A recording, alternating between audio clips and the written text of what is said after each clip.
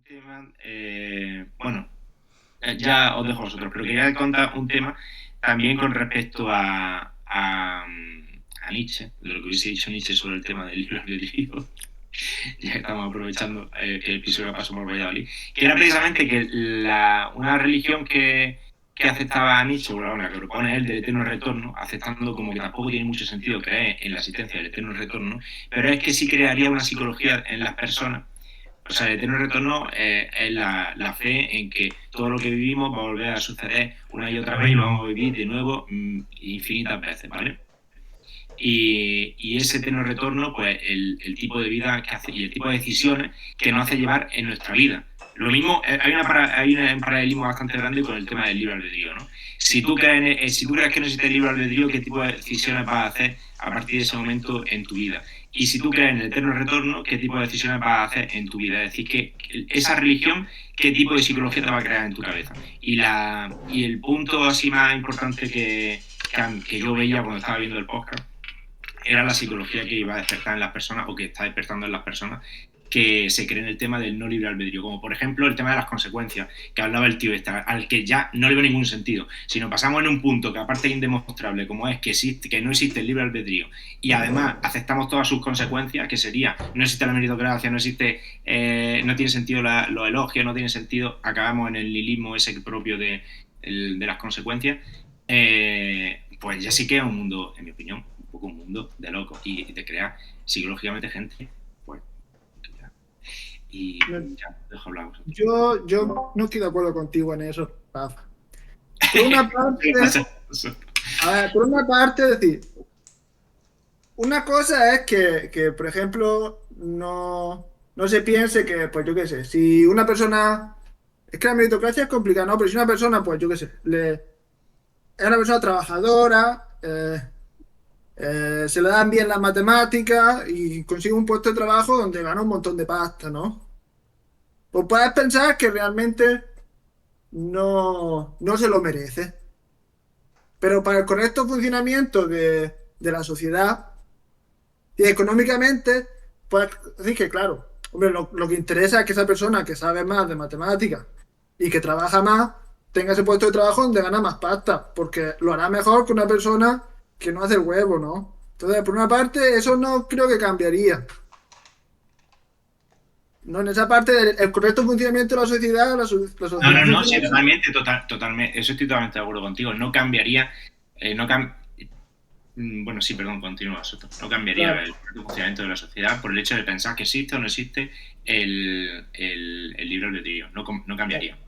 Puede ser que, no sé, una de las cosas que habla, por ejemplo, es que, hombre, en estos sistemas muy meritocráticos tiene el problema de que a lo mejor la gente que está en las posiciones de arriba se lo cree mucho y mira por encima del hombro a las personas que están abajo, ¿no? Entonces, en ese aspecto la sociedad puede ser un poco más justa porque cuando tú ves a alguien que no, pues yo qué sé, que no lo está haciendo bien en la vida, que quiere la droga, no sé qué, pues ya no piensas, mira esta persona, que es que no quiere hacer nada. No, ya puede ser que lo mires con un poco más de simpatía. Pero eso lo puedes mirar también con mucha simpatía sin creerte, creyendo o no creyendo en el tema del libre Mira, albedrío también. un ejemplo que pone que es muy claro. La gente con sobrepeso, una persona muy gorda.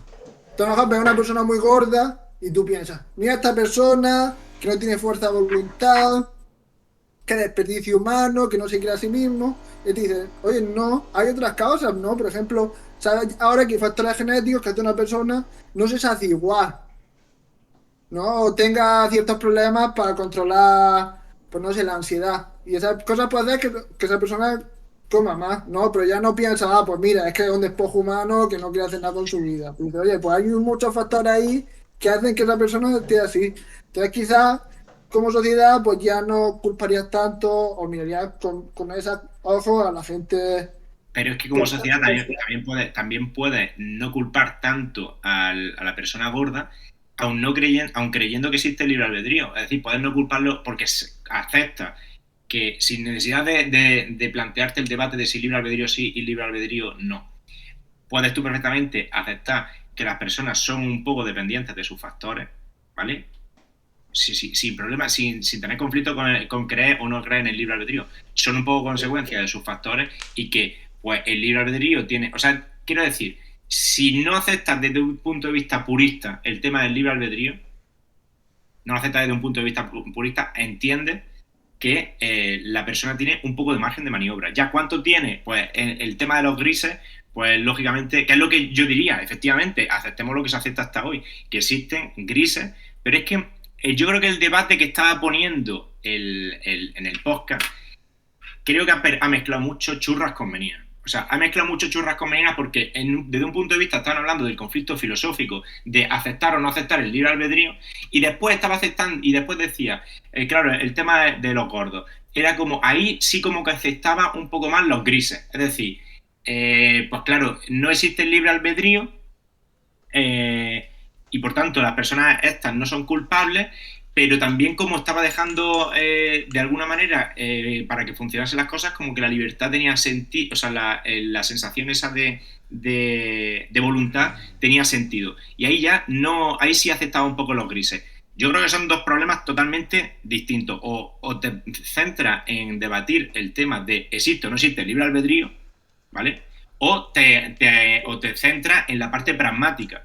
Un tema es un tema totalmente filosófico, yo entiendo, y luego el otro tema, que a mí me parece que se estudia más desde un punto de vista social, que es más de relevante a nivel de sociología, que es totalmente distinto. Es que yo diría que es de una naturaleza del problema distinto, y el mezclar esos dos problemas es mezclar churras con meninas por completo.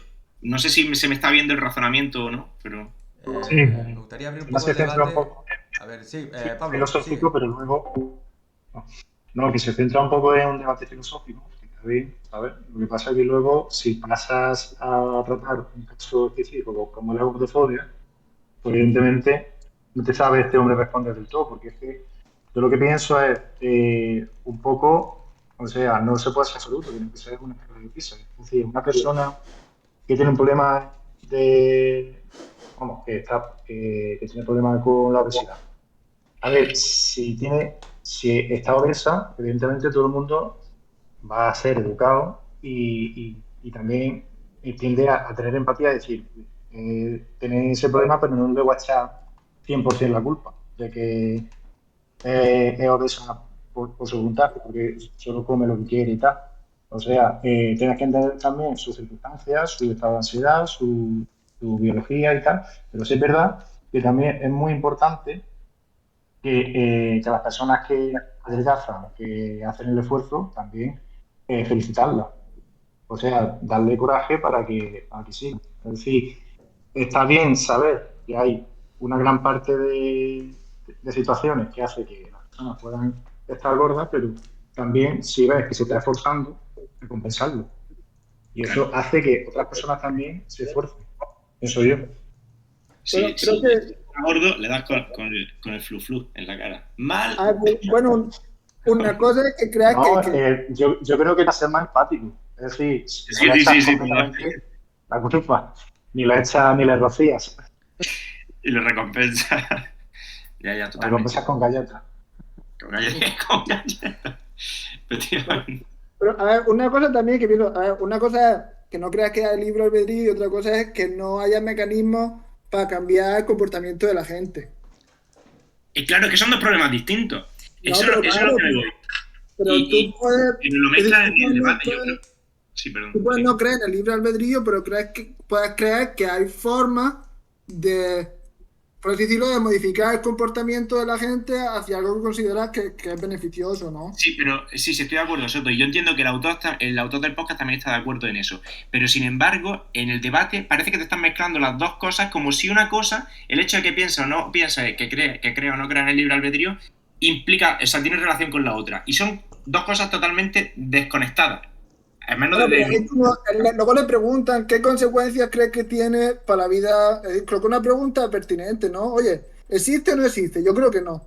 Oye, ¿qué consecuencias crees que esto tiene que tener, o si debe tener en la vida normal, ¿no? Y ahí es cuando él da otra, que yo creo que sí que es pertinente, ¿sabes? Oye, ahora que sabemos esto, pues nuestra forma de tratar a la gente debería ser distinta, porque lo que Pero no sabemos porque sobre esto es exista o no, distinto. pero no porque exista o no exista el libre albedrío.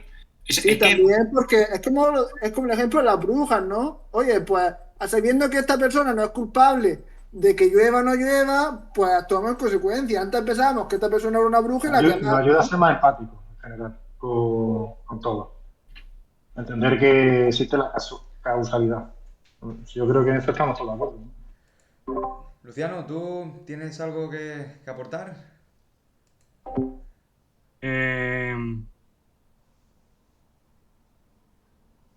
no me ha quedado claro después de todo esto si al final Rafa y Pablo sí que creen en el libre albedrío o no, porque como que es lo mismo, está un poco para allá y un poco para acá. Yo creo que sería guay que pasemos un poquito de tiempo hablando de si hay o no, y luego, un poco como la estructura del podcast, y luego qué pensamos que debería cambiar, que un poco las preguntas que yo incluí ahí, lo estoy intentando un poco hacer el link con lo que hablamos aquí de economía, de tal y cual. Vale, yo mi punto respecto a si existe o no existe el libre albedrío, creo que la pregunta no tiene sentido, ¿vale? Ese es mi primer punto. La pregunta no tiene sentido. Y es una cosa, además, que yo entiendo que es indemostrable. A día de hoy se entiende como una cosa posiblemente demostrable por la tradición estructuralista y la manera de entender las cosas de la filosofía occidental, ¿vale? Y por la manera en la que se construye el lenguaje, se entiende como una cosa respondible, ¿vale? Y como una cosa que se pueda demostrar. No tiene ningún sentido, no le veo ningún sentido a la pregunta. Y ahora, eso respecto a la pregunta... No entiendo por qué no le da sentido a la pregunta, Rafa. Pues no le veo ¿No existe o no? Efectivamente, es como y eso es lo que voy ahí. Es una cosa que Pero cae... ¿pero ya existe o no? ¿Tú qué piensas? Dame tu opinión. Que cae en el tema de la religión. Vale, espérate, te voy a responder, te lo prometo. Cae en el terreno de la religión, efectivamente, de la creencia. Cae en el terreno de la creencia. Vale, voy a ser un poco largo, pero la pregunta tiene sentido. ¿Sí o no? ¿Sí o no? ¿Cree o no cree? ¿Sí o no? Voy a responder. Pregunta, por favor. Voy a caer en eso. Vamos a ver. Cuando he metido antes a Nietzsche, lo he metido por un motivo, ¿vale?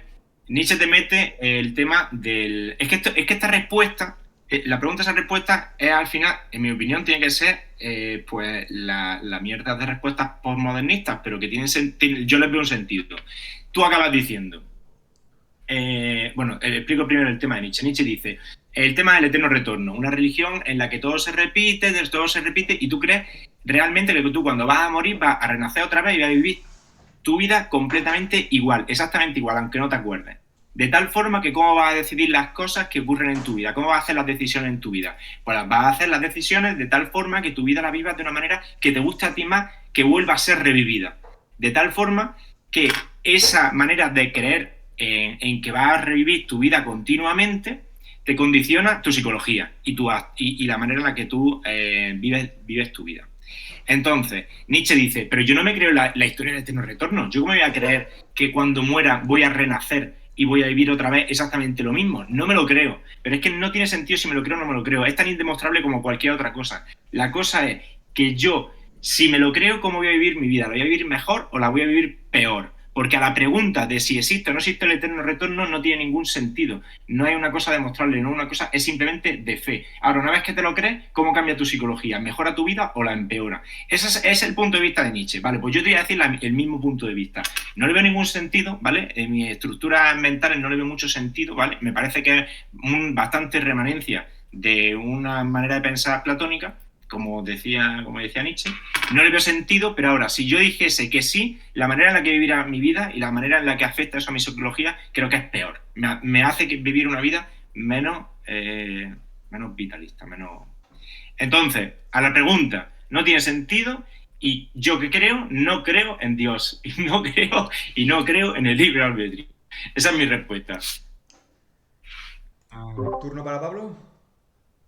Yo lo que pienso es que si no existe ese libre albedrío, habría que inventarlo, porque es que no consigo no consigo una sociedad, y yo creo que va un poco de lo que está diciendo Rafa. Es decir,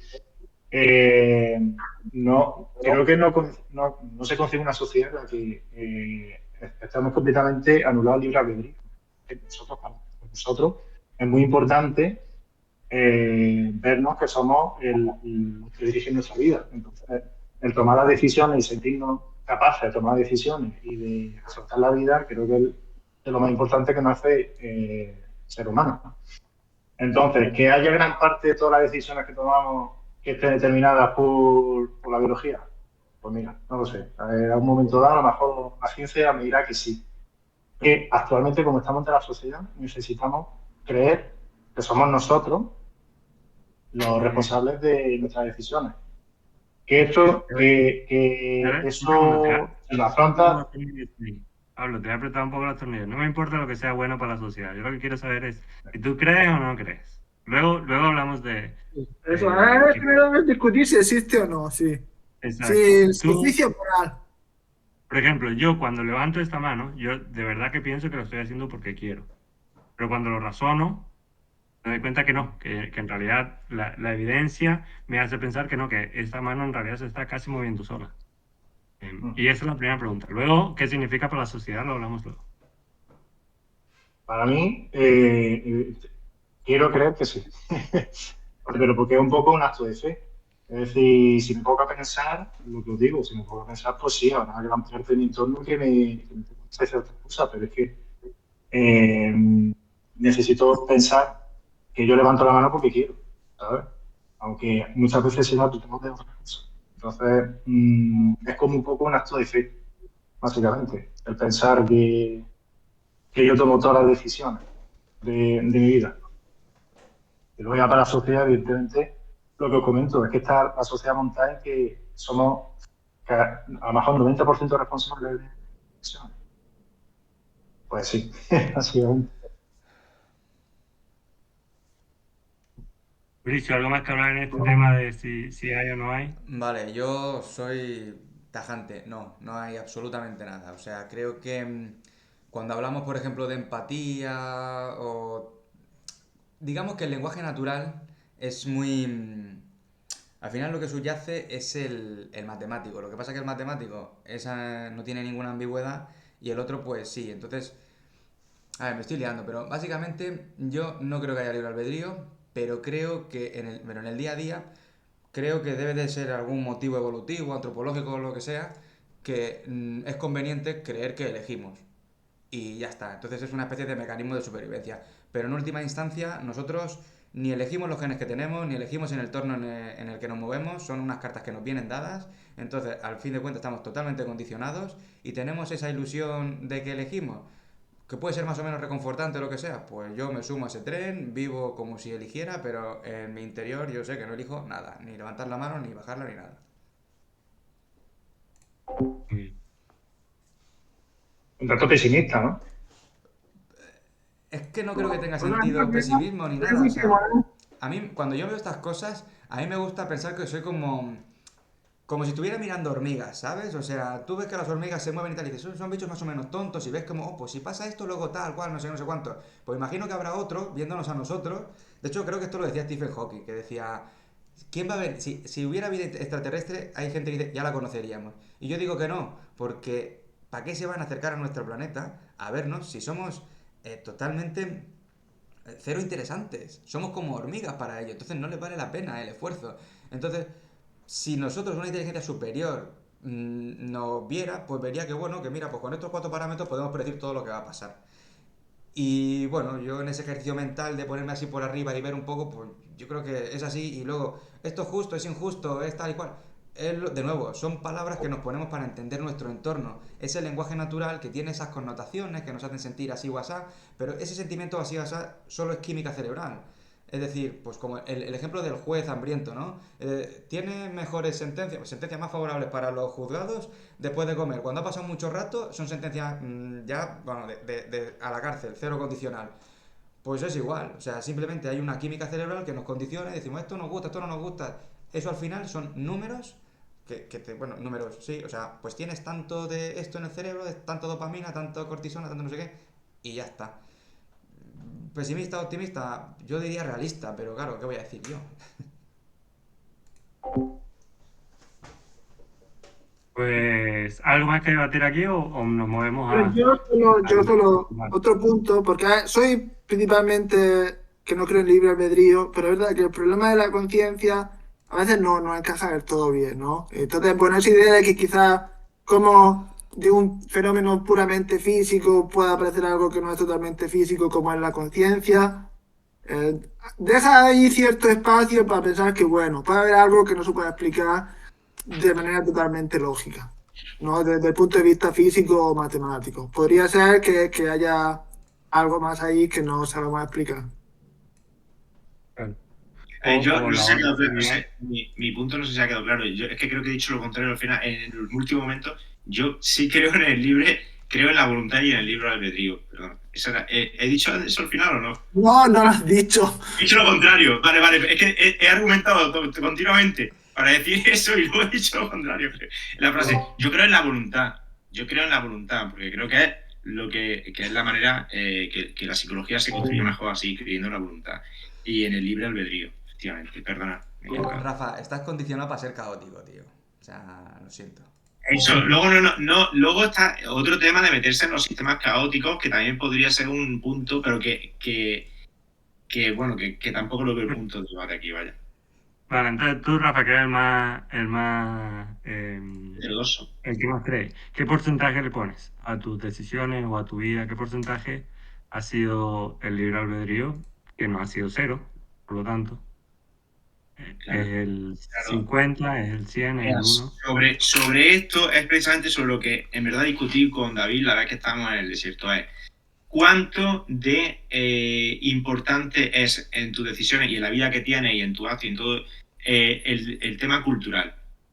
¿Vale? El debate que teníamos era más bien biología, es decir, genética, vamos a poner solamente, genética contra cultura, y metiendo dentro de la cultura, pues también la historia de las generaciones pasadas, el clima en el que te ha tocado nacer, ¿vale? O sea, genes contra todo lo demás de nuestra historia, ¿no?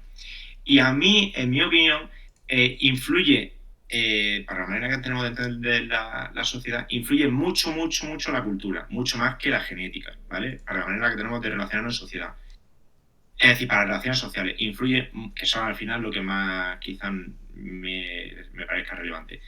Influye mucho más el tema cultural que el tema genético. ¿Cuánto? Pues en mi sociedad así cercana, en mi burbujita, pues yo le pondría, si tengo que ponerle un número, que es bastante, pues yo diría que sería un 80, un 70-30, 70-30, Pero 70-30. cultura no es libre albedrío tampoco. No has elegido la cultura en la que has nacido. Claro, ¿cómo?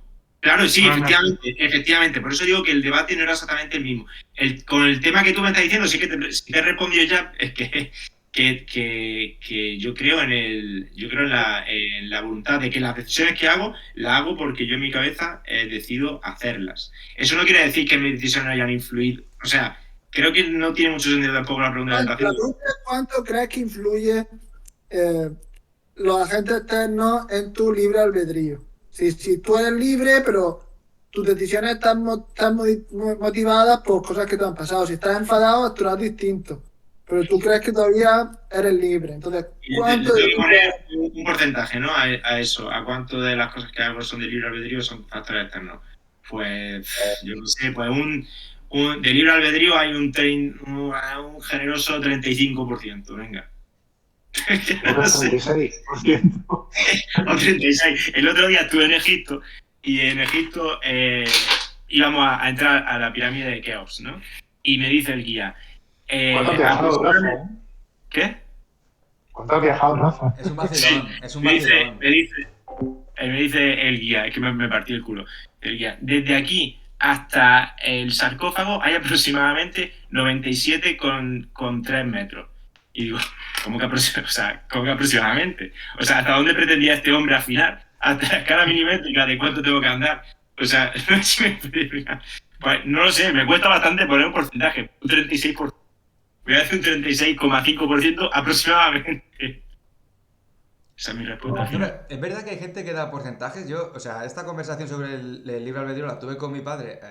Más se enfadó un poco porque yo le dije que creía que no había. Es como que cuando a alguien le niegas esa capacidad de elegir, se siente un poco como atacado, ¿no? Y es que ha hecho un trabajo, pues está haciendo la universidad para adultos.